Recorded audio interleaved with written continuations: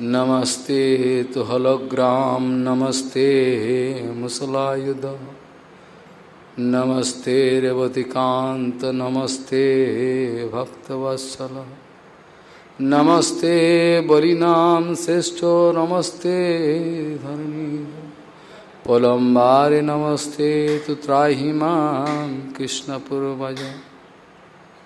श्रीशिल भक्ति सिद्धांत सरस्वती गोस्वामी ठाकुर प्रभुपाद জানিয়েছেন সর্বগুরু তত্ত্বের আকর তত্ত্ব বলদাওজি মহারাজ ভগবানের প্রথম প্রকাশ বিগ্রহ বিভিন্ন সাধুগুরু বৈষ্ণবের রূপ ধারণ করে এই জগতে বিচরণ করেন। বলদাওজি মহারাজ বিভিন্ন সাধুগুরু বৈষ্ণবের রূপ ধারণ করে ইহ জগতে বদ্ধজীবের কল্যাণের জন্য তাদের উদ্ধার করবার জন্য বিভিন্ন রূপ ধারণ করে বিচরণ করেন। বলদাওজি মহারাজের জীব উদ্ধার কর্ম কোনো জীব যদি অনুভব করে সে স্থির থাকতে পারবে না, এতটা করুণা। গুরুতত্ত্বের দুটো দিক আছে, যদিও গুরুতত্ত্ব অখণ্ড তত্ত্ব এই কথা সবসময় আমি বলে থাকি, তথাপি তত্ত্ব জানবার জন্য আমাদের এটা অনুভব করা দরকার। একটা হলো ব্যষ্টি গুরুতত্ত্ব, একটা হলো সমষ্টি গুরুতত্ত্ব। ব্যষ্টি গুরুতত্ত্বে যেটা সরস্বতী ঠাকুর জানালেন, ভিন্ন ভিন্ন রূপ ধারণ করে তিনি আমার সম্মুখে আবির্ভাব হচ্ছেন। সদ্গুরু বিভিন্ন সদ্গুরু রূপ ধারণ করে তিনি আমাদের কাছে আসছেন ইহ জগৎ থেকে আমাদেরকে ভগবৎ পাদপদ্মে নিয়ে যাওয়ার জন্য। বিভিন্ন রূপ যে ধারণ করছেন, সেক্ষেত্রে আমার ক্ষেত্রে যে রূপ ধারণ করে তিনি এসছেন, আপনার ক্ষেত্রে হয়তো অন্য একটা রূপ ধারণ করে এসছেন। কিন্তু জেনে রাখতে হবে সদ্গুরু তত্ত্ব একটা অখণ্ড তত্ত্ব। এটা যদি অনুভব না হয়, কোনোদিনই তার হৃদয় থেকে তর্ক অপগত হবে না। আর যতক্ষণ পর্যন্ত তর্ক এবং সংশয় হৃদয়তে রয়ে যাবে, ততক্ষণ পর্যন্ত মুক্তি বলে কোনো কথা নয়। অর্থাৎ মুক্তি বলতে মুক্তির হিত্বা অন্যথা রূপম স্বরূপেণ ব্যবস্থিতি ইতি মুক্তি। মুক্তি বলতে আমার জড়জগতের জ্ঞানী যোগীর মতো মুক্তি আমরা কল্পনা করি না। মুক্তি বলতে মুক্তির হিত্বা অন্যথা রূপম, মুক্তির হিত্বা অন্যথা রূপম স্বরূপেণ ব্যবস্থিতি ইতি মুক্তি। জীবাত্মার স্বরূপ যেটা হারিয়ে গেছে, বর্তমানে পাচ্ছে না খুঁজে জীব, সেটা ফিরিয়ে দেওয়ার দায়িত্ব বলরামের। অত সংসারাম বুদ্ধি তরণ দায় মই লাগে। কে বলেছেন? অত সংসারাম তরণ চরণ, কি বলে? অত সংসারাম বুদ্ধি তরণ দায় মই লাগে। বলদাওজি মহারাজ বলছেন, নিত্যানন্দ বলছেন, তোমাদের সমস্ত সংসার পার করার দায়িত্ব আমি নিলাম। তোমাদের সংসার পার করার দায়িত্ব আমি নিলাম। আমি তোমায় প্রতিজ্ঞা করছি। মই লগেত, এটা ইংরেজিতে বললে the total responsibility lying with me. পুরো দায়িত্বটা আমার উপর ছেড়ে দাও, আমি নিলাম। কিন্তু একটা কথা বলতে হবে, সেটা কি? আমারে কিনিয়ালহ ভজ গৌর হরি। আমারে কিনিয়ালহ বহ বল রাধা গোবিন্দ। এই তো একই তো। আলোচনা প্রসঙ্গে বলা উচিত। আমরা বড় সৌভাগ্যবান, দাপর যুগে যে বলদাওজি মহারাজ এসেছিলেন, আমাদের মনে হয় বাইরের দৃষ্টিতে সাধারণ মানুষ তাকে জানতে পারে না, অনুভব করতে পারে না, অনেক গভীর তত্ত্ব। কিন্তু তিনি যখন বলরাম হইল নিতাই, নিত্যানন্দ, এই নামটার মধ্যেই সমস্ত রহস্য লুকিয়ে রয়েছে। নিত্যানন্দ এই নামটার মধ্যে গভীর রহস্য লুকিয়ে রয়েছে। নিত্যানন্দ মানে কি? নিত্যানন্দ মানে কি হয়?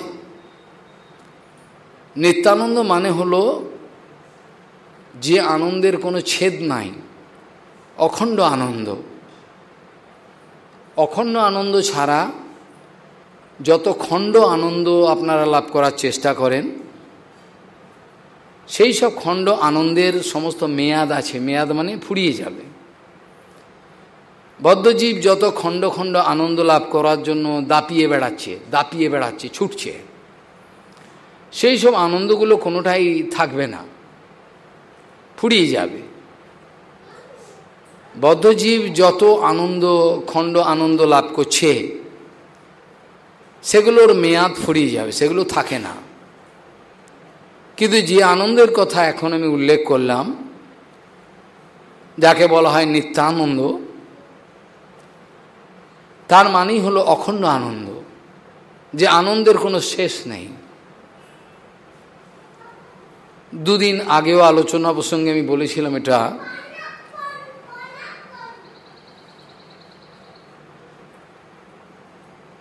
দুদিন আগেও আলোচনা প্রসঙ্গে আপনারা শুনেছেন এই কথা, যে অনন্তের আধার ছাড়া পরিপূর্ণতম হরির ঈশ্বর ভগবানকে ধারণ করা যায় না। খণ্ডিত পাত্র, তাতে অখণ্ড বস্তুকে ধারণ করা সম্ভব না। আমাদের হৃদয়গুলো সমস্ত খণ্ডিত, আমাদের হৃদয়তে নিত্যানন্দ আসেন না, আসতে চাইছেন না। তিনি প্রতিজ্ঞা করছেন, আমি তোদের দায়িত্ব নিলাম, তো তোদেরও তো তরফ থেকে একটা দায়িত্ব রয়েছে। আমি যখন প্রতিজ্ঞা করলাম, তোদের তরফ থেকে একটা দায়িত্ব রয়েছে, আমার কথাটা বিশ্বাস করা, আমার কথা একটু এগিয়ে আসা। কই সেটা তো কেউ করছে না। নিত্যানন্দ বহু প্রতিজ্ঞা করেছেন ঠিকই, কিন্তু আমাদের তরফ থেকেও দায়িত্ব রয়েছে অনন্তের সঙ্গে সম্বন্ধ স্থাপন করা। আগে আলোচনা প্রসঙ্গে একদিন আগেও বোধহয় আলোচনা হয়েছিল, সদ্গুরুর কাছে যখন কোনো বদ্ধজীব প্রণত হন, তার নিজের সমস্ত ভুল বুঝতে পেরে, তার পূর্ব কষ্ট, দুঃখ এবং যন্ত্রণার অবসান একটা আশা করে যখন গুরুপাদ পদ্মের কাছে শরণাগত হন, সেই সময় তার সমস্ত দুঃখের অবসান হতে পারে, যদি সে নিষ্কপটভাবে এবং সদ্গুরুর চরণে যদি শরণাগত হতে পারে। যার জন্যই আমাদের শ্রীমদ্ ভাগবতী মহাপুরাণে এই কথা আমি দুদিন আগেও বোধহয় উল্লেখ করেছিলাম, যে শংসে এইষ দয়ৈদ অনন্ত সর্বাত্মনা আশ্রিত পদম যদি নির্বলীকম তে দুস্তরম অতিতরন্তি যদেব মায়াম ন মমাহমিতি সশৃগাল ভাক্ষে। শিয়াল কুকুর যে শরীরটা খেয়ে নেয়, 2 মিনিটে সাবার করে দেয় সময় পেলেই, সে রক্ত মাংসের তুচ্ছ শরীরটা, জড় শরীরটা নিয়ে, এই জড় মন নিয়ে যারা অভিমান করেন আমি ও আমার, সমস্ত অনর্থের মূল, সমস্ত যত অনর্থ আমি আমার জীবনে যত সমস্যাকে ডেকে এনেছি, আমি আমার জীবনে যত সমস্যাকে ডেকে এনেছি, আহ্বান করে এনেছি, সমস্যাগুলো আমার জীবনে ছিল না, সমস্যাগুলো আমার জীবনে আসতে চাই নাই, কিন্তু সমস্যাগুলোকে আমি ইনভাইট করে এনেছি, আমি ডেকে এনেছি আমার জীবনে সমস্যা এসো, তাই সমস্যা এসছে। সংসার জীবের স্বরূপে নাই, জীব জোর করে সংসার করছে। ওই জন্য সংস্কৃতি মানে হলো সংশ্রী, শ্রী অর্থে গমন, সংসারে দিয়ে গেছে, গেছে মানে সংসারটাতে নিত্য জায়গা নয়, তাই জন্য তো গেছে শব্দটা প্রয়োগ হয়। উনি বাজারে গেছেন, বাজার থেকে বাড়ি নাকি? বাজারে গেছেন না, বাজার থেকে ফিরে আসবে। সংস্মৃতি, সংসারে জীবাত্মা সমস্ত সংসারে গিয়ে পড়েছে, কিন্তু সংসারটা তাদের নিত্য জায়গা নয়, এটা ফরেন, আগন্তুক জায়গা। সেখানে আলোচনা প্রসঙ্গে বলা হচ্ছে, যদি সদ্গুরুর চরণে শিষ্য নিষ্কপটভাবে শরণাগত হয়ে যায়, তার অনন্তকালে যত দুঃখ কষ্ট সমস্ত সমাধান হয়ে যায়। কিন্তু সেটা হওয়া কঠিন। শিল ভক্তি সিদ্ধান্ত সরস্বতী গোস্বামী ঠাকুর ওই জন্য খুব সবাইকে সাবধান করতেন প্রত্যেকটা কথাতেই, আপনারা বাস্তব দীক্ষা এবং তথাকথিত দীক্ষা সম্বন্ধে সাবধান হবেন। দীক্ষার পাত্র কে হতে পারে, দীক্ষা দেওয়ার যোগ্যতা কার থাকতে পারে, এসব সম্বন্ধে আমাদের আলোচনা বর্তমানে প্রায় উঠে গেছে বললেই হয়। এইসব আলোচনা না হলেই ভালো, আমাদের সমস্যা দেখা দেবে, এইসব আলোচনা যেন না হয়। কিন্তু সরস্বতী ঠাকুর বলছেন পুনঃ পুনঃ এইগুলো আলোচনা হওয়া দরকার। এতে জীবের যে ভ্রান্তি বিলাস, জীব ভ্রান্ত একটা বিলাসে নিমগ্ন রয়েছে, ভ্রান্তি বিলাস থেকে এই ছুটি পাওয়ার জন্য তাদের এই সব সত্য কথাগুলো জানা দরকার। মিথ্যা নিয়ে জীবনটা কাটানো এটা কোনো বুদ্ধিমানের কাজ নয়। শ্রীমদ্ ভাগবতী মহাপুরাণের এই কথাটা অত্যন্ত গুরুত্বপূর্ণ।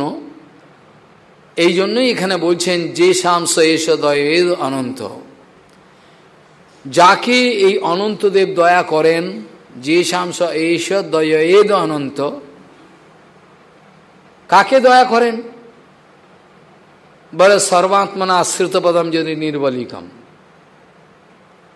সর্বাত্মনা আশ্রিত পদম কথাটার অর্থ বোঝা দরকার।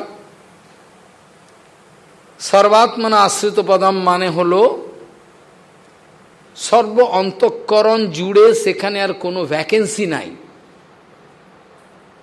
যেমন নো ভ্যাকেন্সি বলা হয়, কোনো একটা হল যদি হাউসফুল হয়ে যায় বলে নো ভ্যাকেন্সি বলে, তো হাউসফুল। সেরকম যে হৃদয়টা সম্পূর্ণরূপে নিষ্কপটভাবে ভগবানকে চাইছে, সেখানে আর অন্য কোনো আসক্তি বা কোনো বাসনার কোনো ভ্যাকেন্সি রেখে দেওয়া হয়নি, কোনো স্পেস নেই, জায়গা নেই, বুঝে গেল?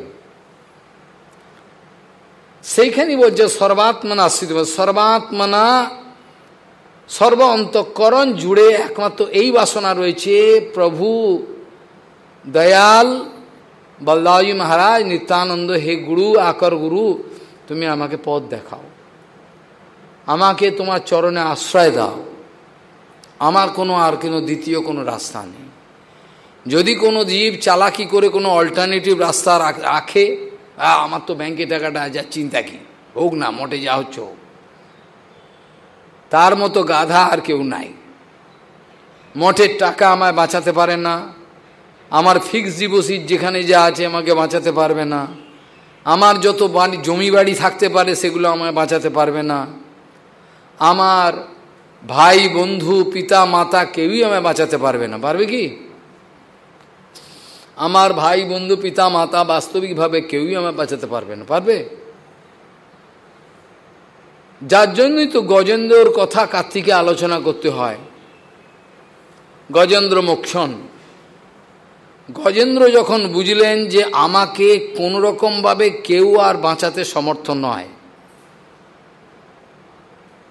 সেই সময় সে অন্য কারোর ভরসা একেবারে ছেড়ে দিল কি না?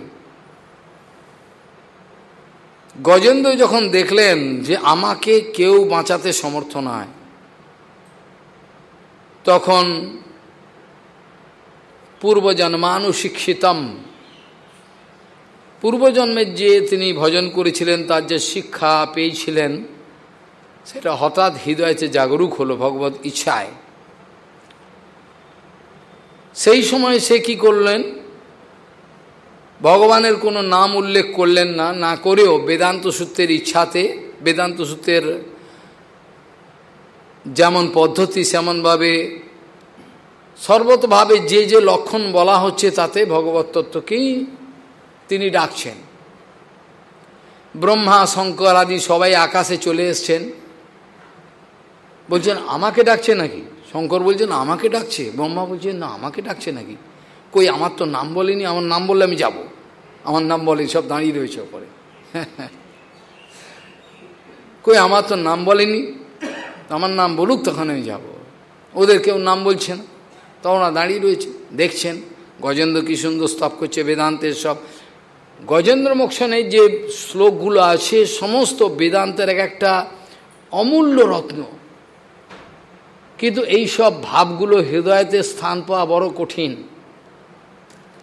ঐকান্তিকভাবে যদি মহান গুরুপাদ পদ্মের পূর্ণ কৃপা লাভ করা না যায়, তাহলে ওই সব বিষয়বস্তু বোধগম্য হয় না, অনুভবে আসে না। অনেকের মেমোরি ভালো থাকতে পারে, মুখস্থ করে নিতে পারেন, কিন্তু মেমোরিটা ফিলিংস নয়, মেমোরিটা কিন্তু অনুভব নয়।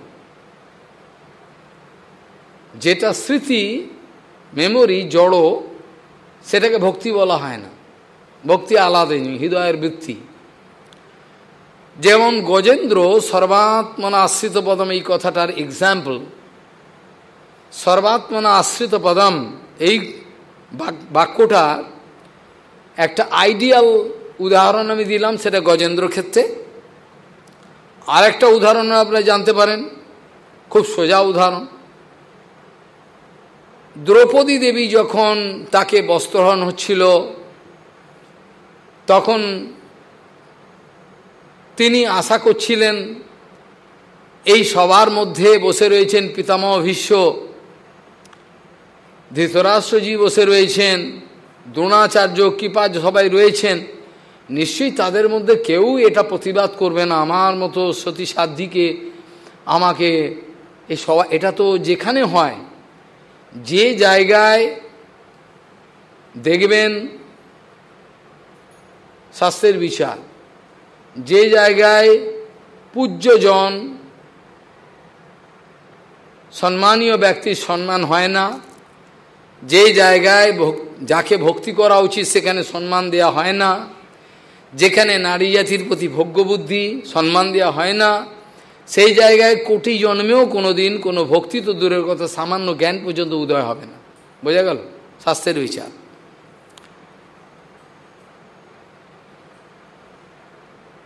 দ্রৌপদী দেবী আশা করছেন যে আমাকে, এরা নিশ্চয়ই কোনো একটা প্রতিবাদ করবেন, কিন্তু কেউ করছেন না। শেষে ভাবলেন যুধিষ্ঠির মহারাজ আছেন, তিনিও তো কিছু বলবেন, ধর্মরাজ। ভীম আছেন, হয়তো রেগে এক্ষুনি দেবেন কিছু, ভীম রেগে গেলে আর কেউ কিছু করার নেই। অর্জুন আছেন, অর্জুন তো লাস্টে কিছু বলবেন, কিন্তু তারা তো বিকৃত হয়ে গেছে না, এখন তো তারা হেরে গিয়ে বিকৃত। বিকৃত মানে হলো তাদের আর নিজে কোনো স্বাধীনতা নাই, এরকম অবস্থায় চলে গেছেন। যখন দেখলেন কেউ বাঁচতে পারবেন না, তখন নিজের কাপড়টাকে নিজেই টানছেন, আমি আমার নিজেকে নিজে বাঁচাবার চেষ্টা করি, তারপর তাতেও হচ্ছে না, তখন দুহাত তুলে গোবিন্দকে ডেকেছিলেন ভগবান, তাই তো, এইটি তো আছে। গোবিন্দকে অভিযোগ করেছিলেন, তুমি আমাকে বাঁচাবার জন্য এলে না সঙ্গে, বলে তুমি তো আমার শরণাগত হওনি। বলে আমি তো বলে ডেকেছিলে, কিন্তু পরে ডেকেছিলে, যখন সব দেখলে কেউ কিছু করলো না, তখন আমাকে, তখন তো আমি চলে গেছি তোমার কাছে, কাপড় রূপে এসছিলাম, তোমার লজ্জা নিবারণের জন্য আমি বস্ত্র রূপে এলাম, এ তো তোমার গায়ে জড়িয়ে রইলাম, আর তো কিছু করতে পারলো না। পারলো বস্ত্র মানে সে টানতে টানতে সে কাত হয়ে গেল, পারলো না। গোবিন্দ বললেন, আমার প্রতি সম্পূর্ণ সম্যক রূপে যে শরণাগত না হওয়া পর্যন্ত আমি আর কি করি, তো কিছু করার নেই। সর্বাত্মনা আশ্রিত পদম এই শব্দটা, এই অর্থটা অনুভব করলে বোঝা যাবে নিষ্কপট ভাবে নির্বলিকম, অলিক আর নির্বলিক, যারা মেকি অর্থাৎ আর্টিফিশিয়ালিটি, কৃত্রিমভাবে শরণাগত হন, যে দীক্ষার মধ্যে কৃত্রিমতা আছে, দীক্ষা কোনো একটা লোক দেখানো বিষয় নয়, দীক্ষা কোনো তিলকমালা দেওয়া বা একটু লোকে জানলো আমি তো ভক্ত হয়েছি, বড় হনুমান হয়েছি, লোকে জানো সম্মান করবে, এই তো ভক্ত হয়ে গেল, কিন্তু এটা নয়। যতক্ষণ পর্যন্ত না দীক্ষার দ্বারা আমার দিব্যজ্ঞান নাই হলো, সে দীক্ষাটা বাস্তব কোনো দীক্ষা হলো না। দীক্ষা হওয়ার অর্থই হলো আমার দিব্যজ্ঞান হবে। যদি আমি নির্বলিকভাবে ভগবৎ চরণে শরণাগত হয়ে থাকি, তার এই দীক্ষার দ্বারা সদ্গুরু আমাকে অনুভব দেবেই, দিব্যজ্ঞান দেবেন। আর দীক্ষকতার অর্থটাও তাই। বলরাম সম্বন্ধে এগুলো বলা দরকার, তিনি তো গুরু আর আমি শিষ্য হওয়ার চেষ্টা করছি, এই জন্য এগুলো আলোচনা এর মধ্যেই অন্তর্গত। দিব্যজ্ঞান যত দদ্যাৎ কুরিয়াত পাপস্য সংশয়ম, তাই তো, এটাই তো দীক্ষার মানে। দিব্যজ্ঞান আসবে এবং সমস্ত পাপের যত পাপ আছে, যত কিছু বাসনা আছে, সব কিছুর ক্ষয় হবে। এটা যদি নাই হলো, শিল ভক্তি সিদ্ধান্ত সরস্বতী গোস্বামী ঠাকুর প্রভুপাদ ব্যাখ্যা করছেন, পতিত পাবন সদ্গুরু কখনো শিষ্যকে পতিত অবস্থায় রেখে দীক্ষা দেন না। ভাষাটা বুঝছেন? পতিত পাবন সদ্গুরু কোনো ব্যক্তিকে পতিত অবস্থায় রেখে দীক্ষা দিয়ে দিলেন, এটা হয় না। পতিত পাবন মানেই হলো তিনি পতিতকে উদ্ধার উঠিয়ে নিয়ে আসবেন, পাপ ফাপ ঝেড়ে, তারপর তাকে, পাপ তার সংরক্ষণ রয়ে গেল শরীরে, মনের মধ্যে পাপ রয়ে গেল, পাপটাকে হাঁটানো গেল না, চিত্তবৃত্তি নোংরা রয়ে গেল, অথচ দীক্ষা হয়ে গেল, এই অ্যাবসার্ড, অ্যাবসার্ড হতে পারে না, এটা হয় না। তবে অনেক সময় এটা দেখা যায়, এটাও দ্বিতীয় পদ্ধতিতে একটু আলোচনা হওয়া দরকার। অনেক সময় দেখা যায় হৃদয়ের টানে গুরুপাদ পদ্মের কাছে এলেন, কিন্তু তখনও তার 100% শরণাগতি হলো না, 80% হলো। যতটা পরিমাণে শরণাগতি হলো ততটা পরিমাণে, এখন বর্তমানে যতটা পরিমাণে তুমি গুরুচরণে শরণাগতি হলে ততটা পরিমাণে তুমি বেনিফিট পাবে। বর্তমানে গুরুদেব বলেনি তোমাকে 100% আমি দেবো না, কিন্তু তুমি এখন 80% শরণাগত বা তুমি এখন 50% শরণাগত, up to that point you can get benefit.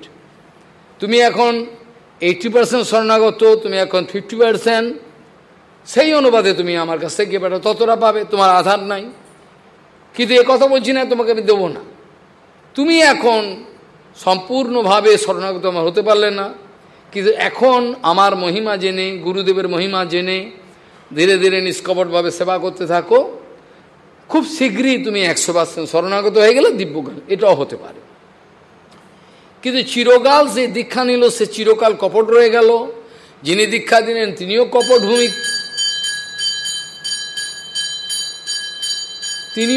ভূমিকায় রয়ে গেলেন, রয়ে গেলেন, এটা হতে পারে না। বলদাওজি মহারাজ, তার কৃপা যার উপর হবে তার ভগবত প্রাপ্তি সুনিশ্চিত।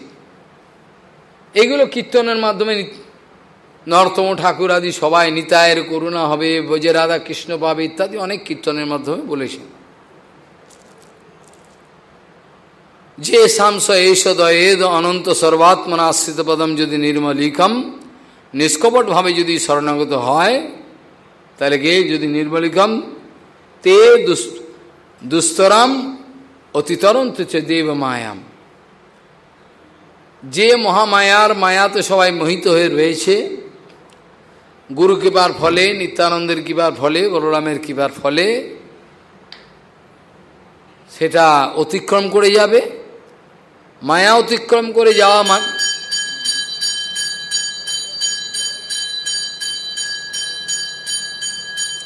মায়া অতিক্রম করে যাওয়া মানেই হলো, মায়া অতিক্রম করে যাওয়া মানেই হলো তার আর কোনো অসুবিধা হওয়ার কথা নয়। অবশ্য মায়া পার হওয়াটাই যে ভগবানকে পেয়ে যাব মায়া পার হলো তা নয়। মায়া পার হয়ে গেছি অতএব আমি ভগবানকে পেয়ে গেলাম তা নয়। মায়া পার হওয়াটা হচ্ছে বেসিক কথা।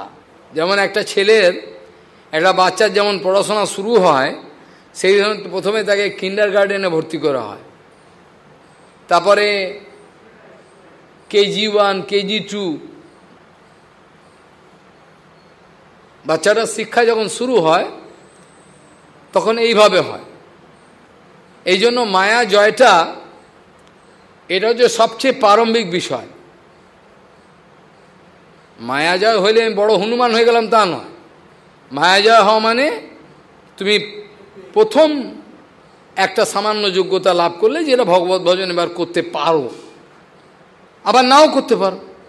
মায়া জয় করেছে অন্য পথে চলে গেছে, মায়া জয় করার পরেও সাধুসঙ্গ করে নাই, ব্যাস অবস্থা খারাপ হয়ে গেছে। অবশ্য সাধুসঙ্গ করে হরিভক্তি লাভ করা এটাই বাস্তবিক মায়া জয়ের, ধীরে ধীরে ভক্তি লাভ করছে, এটি মায়া জয়ের সুন্দর পদ্ধতি। অন্য পদ্ধতিতে কেউ মায়া জয় করতে পেরেছে সমগ্রকে সাকসেসফুল হতে পারে না। যোগী জীবন মুক্ত করি মানে বস্তুত বুদ্ধিশুদ্ধি নয়, কৃষ্ণ ভক্তি ভিন্ন, তাই তো? এরমই তবে হরিভক্তি ছাড়া, ভক্তি ছাড়া বুদ্ধিশুদ্ধি, যদিও জীবন মুক্ত করে মায়া অর্থাৎ মায়া জয় করেছে বলে মানছে, হয় না। বাস্তবিক কথা হলো বলদাওজি মহারাজ আকর গুরুতত্ত্ব, তিনি বিভিন্ন রূপ ধারণ করে আমাদের কাছে গুরুপাদ পদ্মের রূপ ধারণ করে আসছেন, বিভিন্ন রূপ ধারণ করে যেই গুরু সেই বৈষ্ণব, যেই বৈষ্ণব সেই গুরু, এ একটা অবস্থা চলছে। বলদাওজি মহারাজের আবির্ভাব কি করে হলো এইসব প্রসঙ্গ আপনার লক্ষ্যবার শুনেছেন, অনুভব করেছেন কিনা জানি না, তথাপি এই প্রসঙ্গ না বলে কিছু তত্ত্ব আলোচনা করাটাই আমি ভালো মনে করছি। অল্প বলদাওজি মহারাজের মহিমাটা অনুভব হবে। প্রথম কথা হলো বলরামকে সংকর্ষণ বলা হয় কেন, এই কথাটা আমার অনুভব করা দরকার। সংকর্ষণ কারণত সাই গর্ভত সাই পায়াদি সাই, এই শ্লোক আছে। এখন সংকর্ষণ কথাটার তাৎপর্য কি? আমাদের পূর্ব সুরীগণ গুরুবর্গগণ যারা আছেন, যারা ভগবানকে হৃদয়ে ধারণ করে রেখেছেন, ভগবানের প্রত্যেকটা চলাফেরার, প্রত্যেকটা গতিবিধি, প্রত্যেকটা কথার, প্রত্যেকটা ক্রিয়াকর্মের অর্থ তাদের হৃদয়তে সম্যক রূপে পরিস্ফুটিত হয়, অন্য কাউর হৃদয় হয় না। ভগবান কেন এটা করলেন, কি জন্য করলেন, এটা একমাত্র তার নিজজনের, ভগবানের যে নিজজন তাদের হৃদয় পরিস্ফুটিত হয়, অন্য কাউ সে তার এইসব গভীর রহস্য অনুভব করতে পারেন না। বিভিন্ন সন্দেহ উত্থাপিত হতে পারে, কিন্তু সংকর্ষণ কথাটার মানে হলো দুরকমভাবে আমি ব্যাখ্যা করছি। এটা গুরুবর্গেরই, গুরু, আমার কিছু নতুন কিছু নয়, সব তাদের মহিমা, তাদের কৃপাতে যা স্ফূর্তিপ্রাপ্ত হয়। ভাগবত বলছেন ভগবান শ্রীকৃষ্ণের ইচ্ছাতে দেবকী গর্ভ থেকে, দেবকীর গর্ভটা, সেখান থেকে কী হয়েছিল, যোগমায়া কর্ষণ করে নিয়ে গেছিল রোহিণীর গর্ভে। গর্গমুনি যে নাম দিয়েছিলেন বলরাম শঙ্কর, সেগুলো অনেক গভীর রহস্য। তাকে এখান থেকে আকর্ষণ করে গর্ভকে নিয়ে যাওয়া হয়েছিল, হ্যাঁ, সম্যক রূপে। কর্ষণ কথাটা অন্য মানেও হয়, কর্ষণ মানে চাষ বলা হয়, এটার ব্যাখ্যা আমি পরে আসছি। সম্যক রূপে আকর্ষণ, সম্যক রূপে আকর্ষণ করে যে গর্ভটাকে নিয়ে গিয়ে ভগবত ইচ্ছায় যোগমায়া স্থাপন করলেন রোহিণীর গর্ভে, গর্গমুনি এ কথা বলছেন। আর বলরাম কেন হলো, বলাধিক্যাৎ বলম বিদু। রাম হলো কেন? লোক রমনাথ রাম, লোককে আনন্দ দেন তিনি। অবশ্য আমাদের মহামন্ত্রীর যে হরে কৃষ্ণ কৃষ্ণ কৃষ্ণ হরে হরে, হরে রাম রাম রাম হরে হরে, এই রামে কিন্তু বলরাম না। এখানে রাধা রমণ রাম একেই বলা হচ্ছে, আর রমনাথ রাম। আর এখানে বলছে সমস্ত জগৎবাসীকে যিনি আনন্দ দেওয়ার জন্য, উদ্ধার করার জন্য ব্যস্ত আছেন, এই জন্য রাম। বলো রাম, বলাধিক্যাৎ বলম বিদু। তাহলে এখানে গেলে একটা কথা, ভগবত ইচ্ছায় ভগবানকে স্থান দেওয়ার জন্য প্রথমেই অনন্তদেবকে ডাকতে হবে। কথা পুনঃ আমি বলেছি, যে গর্ভতে ভগবান আসবেন সে গর্ভতে অনন্তদেব বলরাম না আসা পর্যন্ত ভগবান আসতে পারছেন না।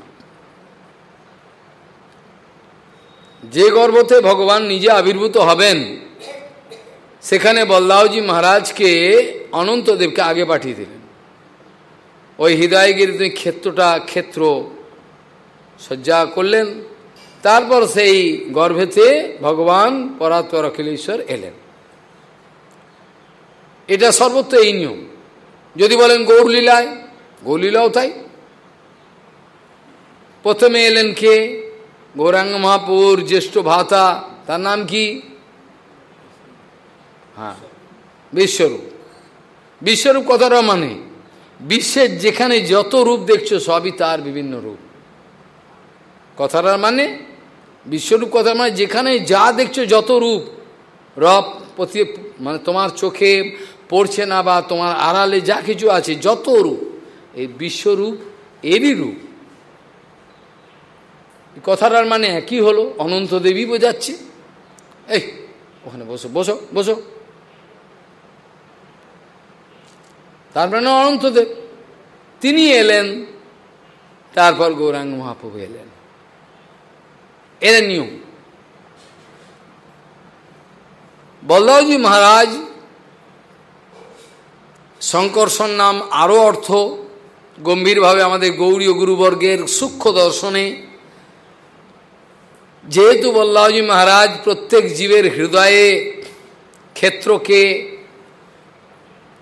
কর্ষণ করে অর্থাৎ চাষ করে সেটা উর্বর বানাতে চান। উর্বর, ফার্টাইল, ইংরেজিতে বলে ফার্টাইল। প্রত্যেকের হৃদয় ক্ষেত্রকে চাষ করে দিয়ে কর্ষণ করে এটা বীজ বপনের উপযুক্ত করবার জন্য তিনি সর্বদা ব্যস্ত থাকেন। হল কর্ষণাৎ, হল কর্ষণ, তার যে হল এবং মুসল আছে, এই হলটা হলো কি? জীবের হৃদয় ক্ষেত্রকে চাষ করে উর্বর করবে, তারপর আবার নিজেই আবার চাষ করলেন, নিজেই আবার গুরুরূপে মন্ত্র দেবেন। সেই হৃদয় ক্ষেত্রেতে মন্ত্র দেওয়ার জন্য সেটাকে চাষ করবেন, তিনি চাষ করে উর্বর করবেন, আবার তিনি অন্য রূপেতে তিনি মন্ত্র দিয়ে দেবেন। এবারও বিচিত্র কথা, বিশ্বাস হতে চায় না। হৃদয় ক্ষেত্র মাঞ্জন চৈতন্য মহাপ্রভু বলেছেন, বড় গম্ভীর কথা এসব।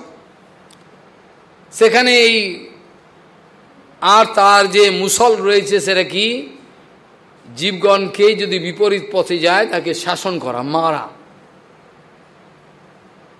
মুসলটা হচ্ছে মারবার জন্য। যদি কেউ কোনো কথা না শুনে বিপরীত দিকে যায় তাকে একেবারে শাস্তি দেবেন। তাহলে হল আর মুসলধারী বলদাওজি মহারাজ। আর নিত্যানন্দ তো কোনো অস্ত্র ধরেন নাই, গৌরও ধরেন নাই। গৌরের কোনো অস্ত্র নাই, অস্ত্র হলো প্রেম। প্রেম দান করে ভালোবাসা দিয়ে সবাইকে উদ্ধার করেছেন। এসব অনেক কথা।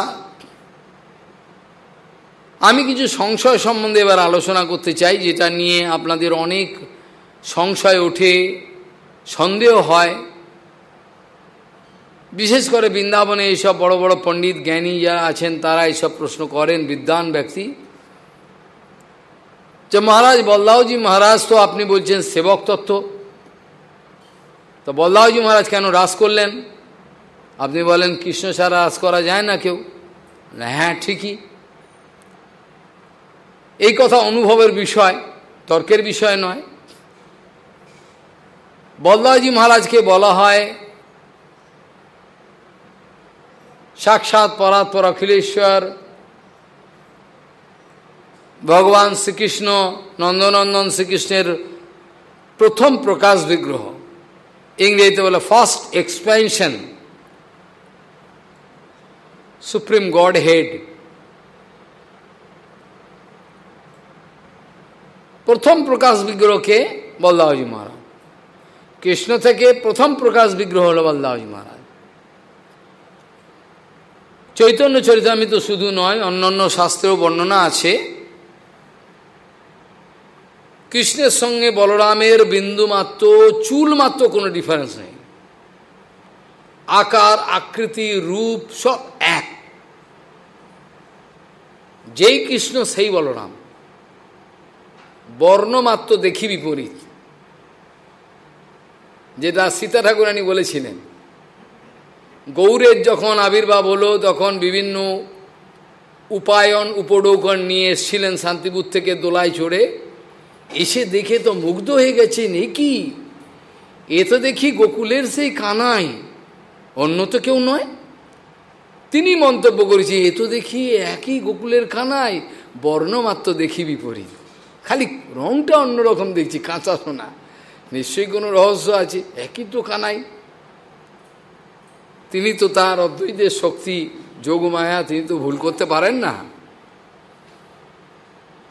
এখানেও এই একই কথাটা আমি প্রযোজ্য হলো, সেখানে হলো বলরাম হইল নিতাই। কৃষ্ণের সঙ্গে খালি একটাই পার্থক্য, যেটা রঙের পার্থক্য। আর অনেক গম্ভীর রহস্য যদি আলোচনা করতে চান তাহলে একটা কথা ভালো করে শুনে রাখুন, এটা হচ্ছে কৃষ্ণের কিছু নেই। কিছু নেই মানে অনন্ত ব্রহ্মাণ্ড কৃষ্ণের, বলছে না, কৃষ্ণ বলছেন আমার কিছু নেই। কৃষ্ণের খালি একটা জিনিস আছে, সেটা হচ্ছে উইল পাওয়ার, ইচ্ছা শক্তিটা কৃষ্ণের, যেটা সুদর্শন বলা হয়। ইচ্ছা শক্তিটা কৃষ্ণের, বাকি সব বলরামের। যত দেখছেন সব বলরামের, কৃষ্ণের একটা জিনিস আছে ইচ্ছা শক্তি। অর্থাৎ অবশ্য বলরামের যা সেটাই তো কৃষ্ণের, কথাটা এটাই। কিন্তু যা কিছু যেখানে দেখছেন বিশ্বরূপ, অনন্ত রূপ, সবই বলরামের। কিন্তু ইচ্ছা শক্তিটা কিন্তু কৃষ্ণের, এটা কৃষ্ণ হাতে রেখে দিয়েছেন, ওটাতে চালাকি চলবে না। যার জন্য কৃষ্ণ এবং বলরাম অভিন্ন হওয়া সত্ত্বেও যেই কৃষ্ণ সেই বলরাম, কোনো পার্থক্য নেই। খালি এটা ইচ্ছে করে সেবা বিগ্রহ কি করে সেবা শেখাবার জন্য হয়েছে। যখন কৃষ্ণ এবং বলরাম যখন গৌচারণ করতেন সখাগণকে নিয়ে, সেখানে বিভিন্ন লীলা প্রসঙ্গে আমি বিভিন্ন দিক দর্শন করতে পারি, কিন্তু সময় পারমিট করবে না, সময়ের অল্পতা। সেখানে দেখবেন গৌচারণ করতে করতে একদিন হলো, সেই সময়েতে কেউ জানতে পারেনি যে সমস্ত গোবৎস হরণ করার পর কৃষ্ণ নিজেকে এক্সপ্যানশন করে কি করেছেন, যত গৌবাছর গৌবালক আদি সব দণ্ড বিষান, যার যে কালারের কাপড় ছিল, যে যেরকম মুড, সব কৃষ্ণ নিজের এক্সপ্যানশন, অর্থাৎ সবকটাই কৃষ্ণ, যত গোপালক যত গৌবাছর সব কৃষ্ণ। এটা দর্শন করেছেন ব্রহ্মা পরে। এরা কৃষ্ণ কিন্তু মায়া ছিল না, মায়া বিস্তার করেননি, সাক্ষাৎ কৃষ্ণই সব সব যত আছে কৃষ্ণই এক্সপ্যানশন। কিন্তু বলদাওজি মহারাজকে এই ব্যাপারটা জানতে দেননি, কৃষ্ণ চেপে রেখেছেন। বলদাওজি মহারাজ 1 বছর যাবৎ এই ঘটনাটা জানতে পারেননি, অনেক দিন যাব। কেন, কৃষ্ণের উইল পাওয়ার আছে, আমি বললাম, এটা প্রমাণ দিলাম, কৃষ্ণ জানতে দেবো না, আমি এটা লীলা করব, জানতে দেবো না। যখন বলদাওজি মহারাজ দেখলেন যে নিয়ম হলো, যখন ছোট বাছুর থাকবে সেই বাছুরটার প্রতি মায়ের বেশি আকর্ষণ হয়, মা ছোট বাছুরের বেশি দৌড়ায়, কিন্তু এই তো উল্টো দেখছি, ছোট বাছুরগুলো ছেড়ে দিকে বড় বাছুরকে ধরি, কী কারণ? বলদাওজি মহারাজ বলে, কি তো নিশ্চয়ই একটা রহস্য আছে, ব্যাপারটা কি, এটা কি কারণ? তখন বলদাওজি মহারাজ একটুখানি আত্মস্থ, এমনিতে সবসময় তিনি সবই বোঝেন, আত্মস্থ হলেন, হলে কৃষ্ণকে স্মরণ করলেন। যদিও কৃষ্ণ বাইরে ভাই, জানেন কৃষ্ণই স্মরণ করার সঙ্গে সঙ্গে দেখলে সব কৃষ্ণ আমার সঙ্গে চালাকি করেছে, এতদিন জানতে দেয়নি। আমাকে অনেক ছিল সন্ত গোস্বামী মহারাজের কাছে একজন, আমাদেরই একজন, ও প্রশ্ন করেছিল, মহারাজ এটা কেন হয়? আমি এটা সন্ত গোস্বামী মহারাজ চলে যাওয়ার পরেও এসে আলোচনা করেছিলাম তার তিরোভাব তিথিতে। মহারাজ এটা কেন হয়? অনেক সময় গুরুপাদ পর্যন্ত জানতে পারেন না, শিষ্য নোংরা কাজ করছে, গুরুদেব জানতে পারেন না, ওকে বেশি করে এ করে। আমাকে বলে, এটা কারণ কি? সন্ত গোস্বামী মহারাজ প্রশ্ন করেছে। সন্ত গোস্বামী মহারাজ তোমার কি মনে হয় বলে ওকে জিজ্ঞাসা করেছেন। ও কি উত্তর দিয়েছে না জি জানি না, আমি এটা সভাতে আলোচনা করেছিলাম তার কৃপাতে, যে গুরুদেবের যে সর্বজ্ঞতা সিদ্ধান্ত, এটাই পাক্কা সিদ্ধান্ত, গুরুদেবের সর্বজ্ঞতা নির্ভর করে কৃষ্ণের ইচ্ছার উপর। গুরুদেব সর্বজ্ঞ, এটা 100%, কিন্তু গুরুদেবের সঙ্গে কৃষ্ণ যদি চান, কৃষ্ণ হচ্ছে রসিক, মজা করতে চান অনেক সময়। এই ঘটনাটা আমি তাকে জানাবো না, যদি চেপে দেন তাহলে সেই সময়ের জন্য জানতে পারেন না। বাকি কিন্তু গুরুদেবের সর্বজ্ঞতা কিন্তু 100% ঠিক, কেউ যেন সন্দেহ না করে, কিন্তু সেটা আবার কৃষ্ণের ইচ্ছার উপর নির্ভর করে। অনেক কিছু করবেন, করাবেন, কৃষ্ণের ইচ্ছা লীলাময় তিনি, সেই জন্য এরম হয়। যেমন বলদাওজি মহারাজ, আমি আগেই বললাম, যেই বললাম সেই কৃষ্ণ, অথচ উইল পাওয়ার, ইচ্ছা শক্তিটা কৃষ্ণের, ওটা কাউর নয়। উইল পাওয়ারটা কিন্তু কৃষ্ণের নিজের। বাকি যত বিশ্বের যত রূপ দেয় যা কিছু, এমনকি গোলক বৃন্দাবন আদি যা কিছু যত ধাম আছে, সহস্রপত্তম কমলম গোকুলাক্ষম মহৎপদম তৎকরণিকারম তদ অনন্ত অংশ সম্ভব আছে তো ব্রহ্মসংহিতায় নেই? সহস্রপত্তম কমলম গোকুলাক্ষম মহৎপদম আছে তো। এই যে গোকুলাক্ষম মহৎপদম বা বৈকুণ্ঠের যত পদ আছে, বৈকুণ্ঠের যত যত বিন্যাস আছে, এক একটা বৈকুণ্ঠের বিভিন্ন প্রকোষ্ঠ, সব বিভু, সব বিভু বস্তু, সমস্ত কিছুই কিন্তু বলরাম থেকে এসছে, অনন্তদেব থেকে। অস্বীকার করার কোনো রাস্তাই নেই। যেখানে ভগবান লীলা করবেন সেটাও অনন্ত দেবে, কোথায় পালাবেন আপনি? আরাম, আবাস, উপাদান, উপবিদ, খরম, ছত্র, যেখানে যা কিছু আছে সব বলরাম নিজেকে বিস্তার করে কৃষ্ণের সেবা করছেন। আবার বলরাম রূপে বড় ভাই হয়েছেন, সেখানেও লীলা করছেন। বলরামজি মহারাজের কোনো নিজস্ব কোনো ইচ্ছা নাই। বলরামজি মহারাজের কোনো নিজস্ব কোনো ইচ্ছা নেই, কৃষ্ণের ইচ্ছা সব করেন। নিত্যানন্দ কৃষ্ণের ইচ্ছা, গৌরের ইচ্ছায় যা কিছু করেন, এই কথাটা লোকে বুঝতে পারে না। বলরামজি মহারাজের নিজের কোনো ইচ্ছা নাই, আর নিজের কোনো ইচ্ছা নাই তো আমরা দেখলাম ভাগবতে আছে, কৃষ্ণ বলরামের পা টিপে দিচ্ছে, নিজের ইচ্ছা নেই, পা টিপছে কেন?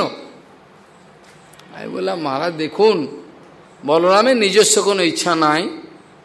বলদাজি মহারাজ কেবল কৃষ্ণের সুখানুসন্ধান করেন। বলদাজি মহারাজের একমাত্র কর্তব্য, তিনি কি করেন?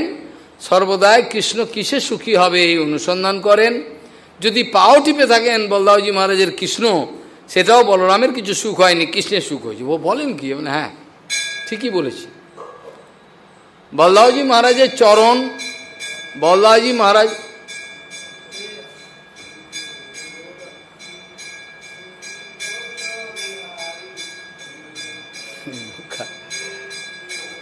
বলদাজি মহারাজের চরণ মর্দন করে যদি কৃষ্ণ সুখী হন,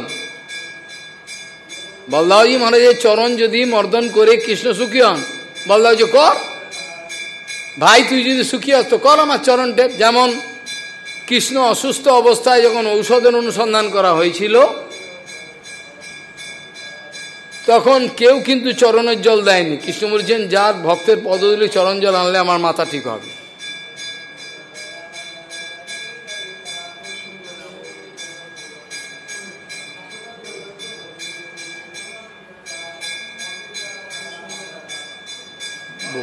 সিদ্ধান্ত জানেন না।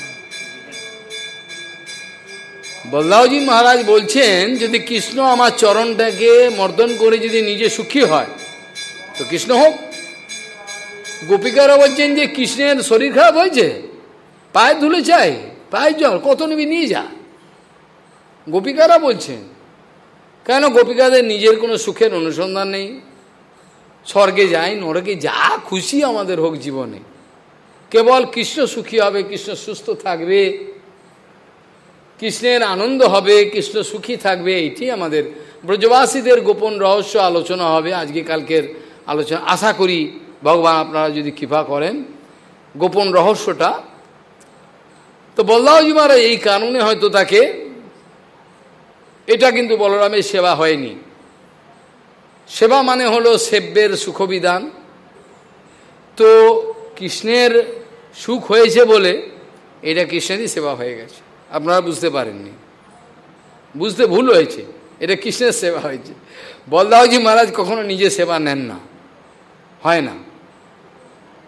বলদাওজি মহারাজ সেবা কি করে করতে হয় কৃষ্ণের, এটাকে বোঝাবার জন্য অনন্তকাল ধরে আমাদের জন্য প্রাণ পয়পাত করছেন। তথাপি আমরা এত মূর্খ, এত পতিত যে তার করুণাটাকে আমরা অনুভব করতে পারছি না। বড় দুঃখের ব্যাপার। গুরু করুণা মানে নিত্যানন্দের করুণা, বলরামের করুণা। বৃন্দাবনে যারা সন্দেহ করেন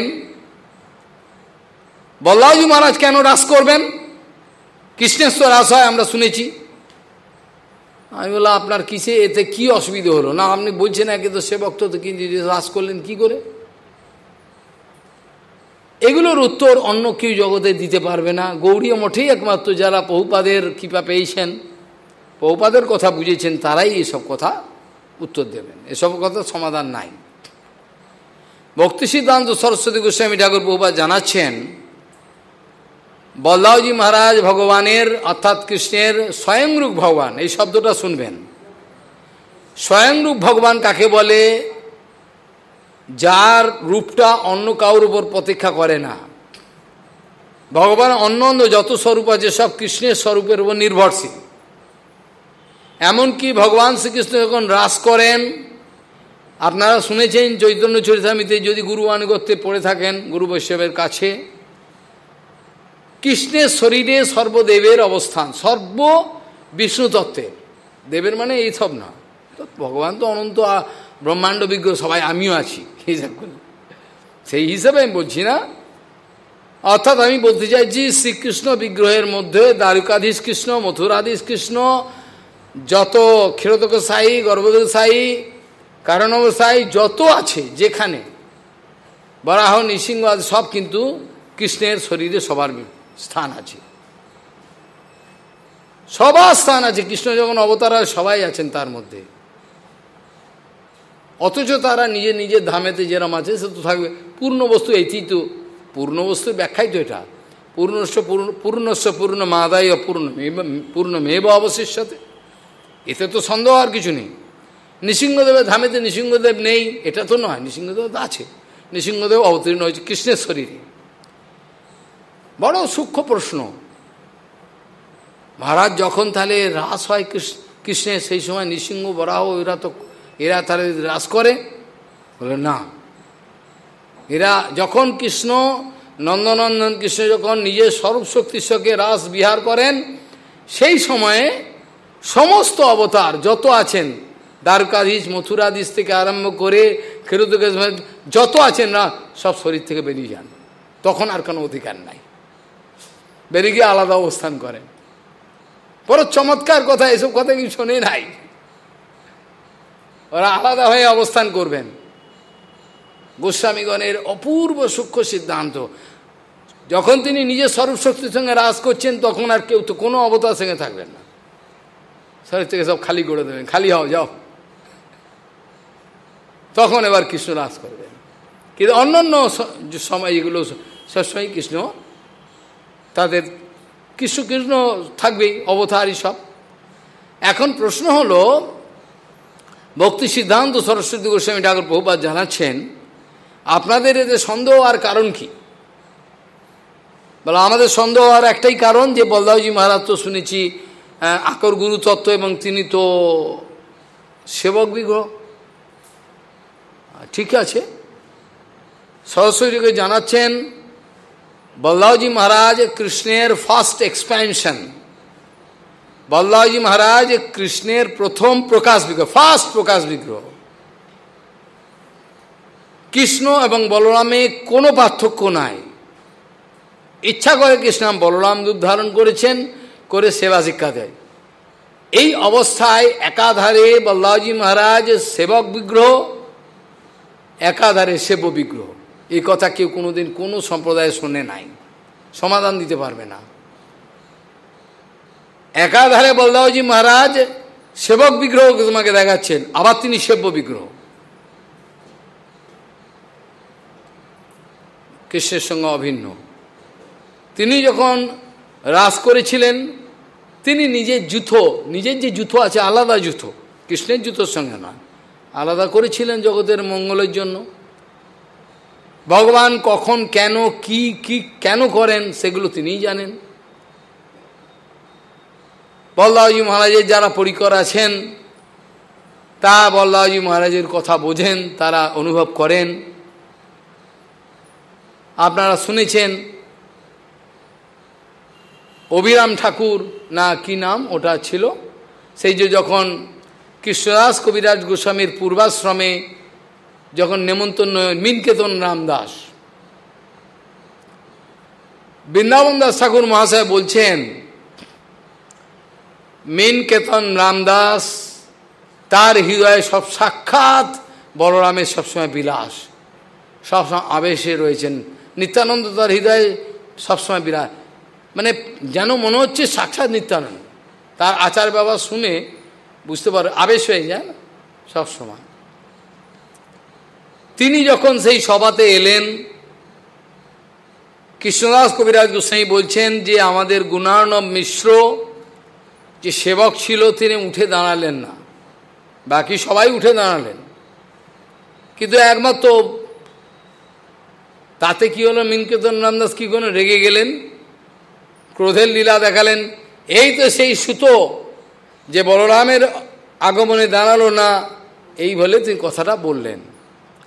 এতে অনেকেই মিনকেতন রামদাসকে ভুল বুঝলেন, এতে বড় অভিমানিত, তিনি কি নিত্যানন্দ নাকি? বলে হ্যাঁ। নকুল ব্রহ্মচারীর হৃদয়ে যখন ভগবান বললেন আমি ওই জায়গায় আমি আবির্ভাব হব, নকুলের শরীরে ভগবান গৌর এলেন।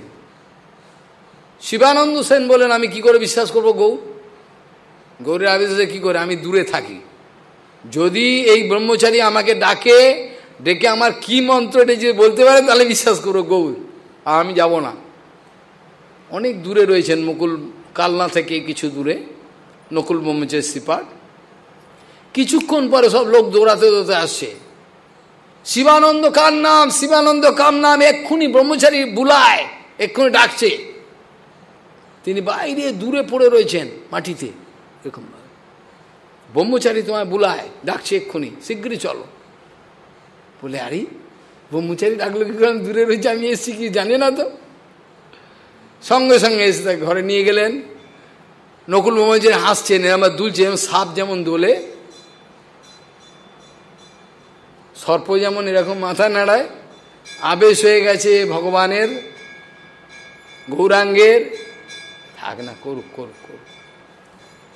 সেখানে দেখা গেল, সেখানে ডাকছেন ব্রহ্মচারী, ডেকে হেসে হেসে বলছেন তোমার আমার উপর অবিশ্বাস, এই তো 10 অক্ষরের গোপাল মন্ত্র তোমার মন্ত্র নয় কি?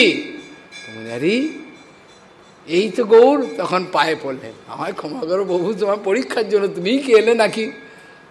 নকুল ব্রহ্মচারীর এই মিনকেতন রামদাসের হৃদয়ে সাক্ষাৎ বলরামের আবির্ভাব, ওই জন্যই ওই কথাটা মুখ দিয়ে বেরিয়েছে। নিত্যানন্দের গণের মধ্যে স্বাভাবিক তিনাদবি সুনিচন থাকবেই।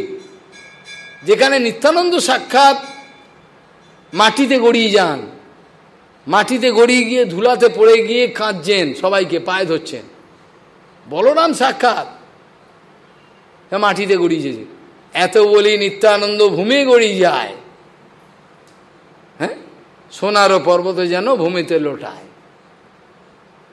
তাই তো, এত তার দৈন্য, যে দৈন্যের সঙ্গে অনন্ত ব্রহ্মাণ্ডে কাউর কোনো দৈন্যের তুলনা হবে না। গৌরেরও ওরকম দৈন্য সম্ভব নয়, গৌরাঙ্গের ওই দৈন্য থাকতে পারে না।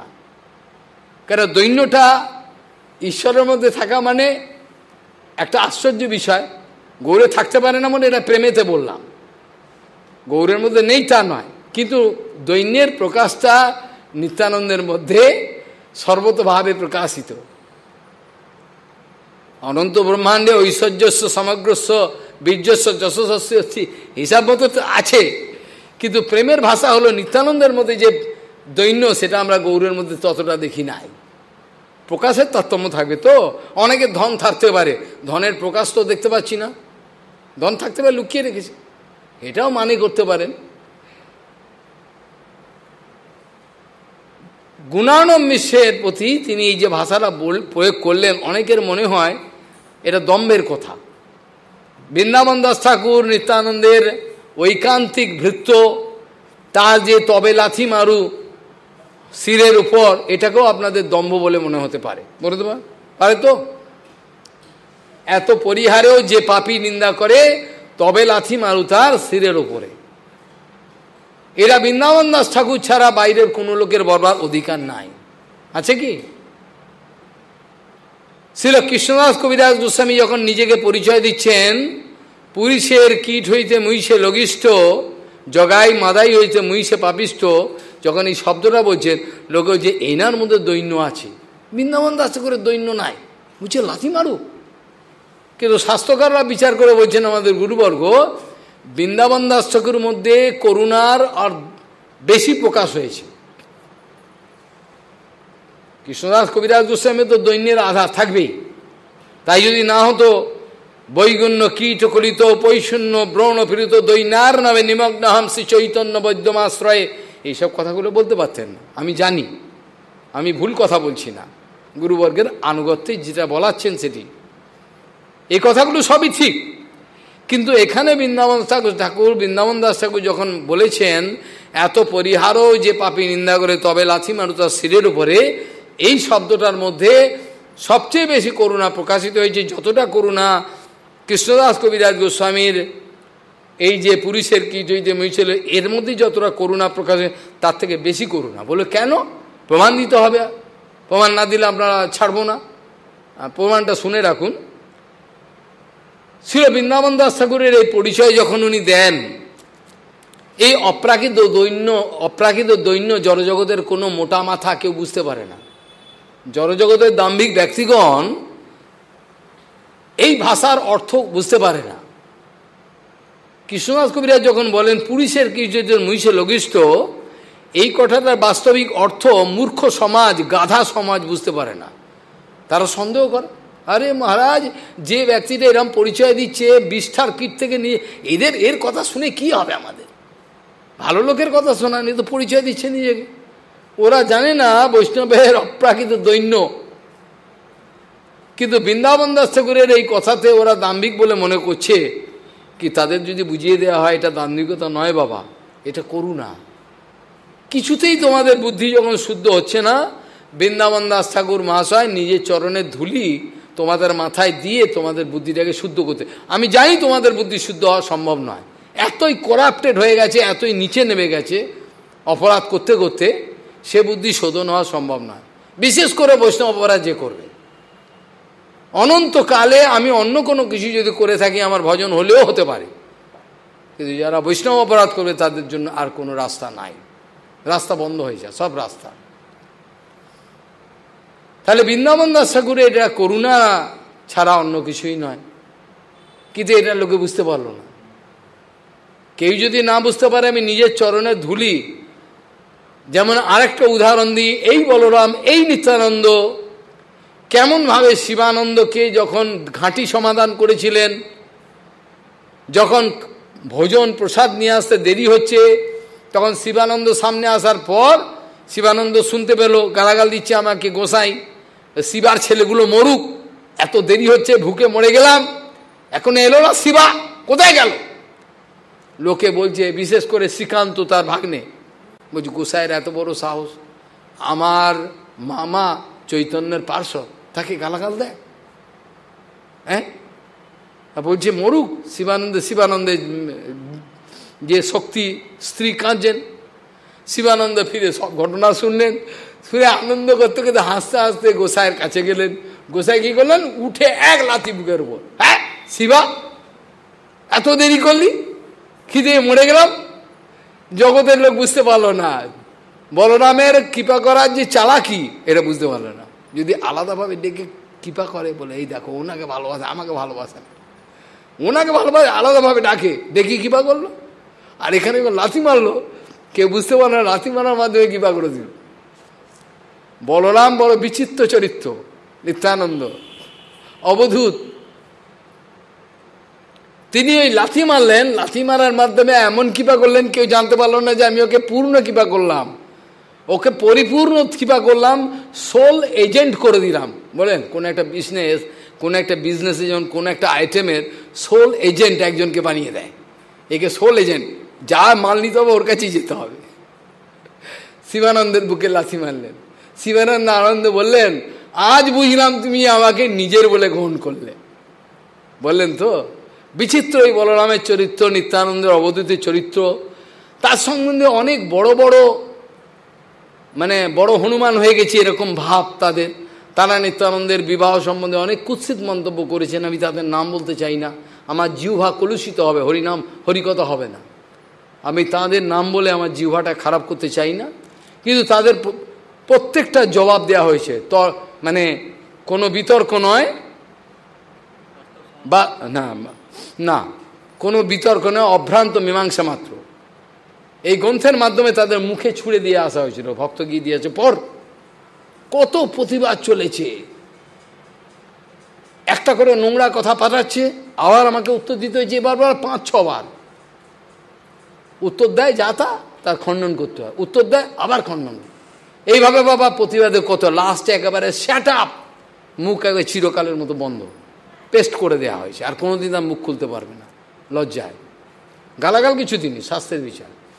নিত্যানন্দের বিবাহ সম্বন্ধে নোংরা মন্তব্য করছে, এত বড় সাহস। আজ আমাদের সময় হয়ে এসছে, আরতির সময় অন্যান্য সব আপনার ভক্তরা সব প্রস্তুত হবে, কেন সায়ংকালীন অধিবেশন আছে, আমার মধ্যাহ্নকালীন করতে হবে। বলরামের অপ্রাকৃত চরিত্র আমি কিছুই বলতে পারলাম না, সামান্য আলোচনা করলাম, যেগুলো আলোচনা হয় না সেগুলোই আলোচনা করার চেষ্টা করলাম। তাতে যদি আপনারা কিছু উপকৃত হন ভালো, আর যদি কোনো সন্দেহ থাকে বলতে পারেন, যদি কোনো সন্দেহ থাকে আর মধ্যে কোনো রকম সংশয় প্রশ্ন, যাও মন্দির বন্ধ করো, করে করো। वाञ्छा कल्पतरुस्य कृपा सिन्धु व्यवच पतितानां पावनेभ्यो नमो नमः।